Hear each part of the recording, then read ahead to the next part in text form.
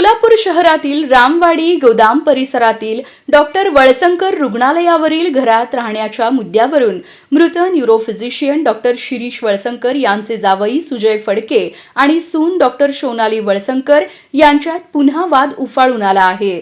दोघांनीही एकमेकांविरोधात सदर बाजार पोलीस ठाण्यात तक्रारी दिल्या आहेत।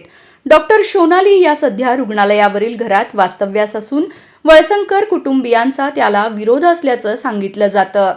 सुजय फडके यांचे म्हणणे आहे की रुग्णालयाची जागा ही खासगी मालमत्ता असून तेथे राहण्याचा अधिकार डॉक्टर सोनाली यांना नाही, तर डॉक्टर सोनाली यांनी आपण या घराची सून असून तेथे राहण्याचा अधिकार असल्याचा दावा केला आहे।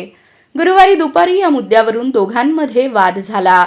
वाद वाढल्यानंतर डॉक्टर सोनाली यांनी डायल 112 वर संपर्क साधून पोलिसांची मदत मागितली। त्याचवेळी फडके यांनीही पोलिसात धाव घेत तक्रार दिली।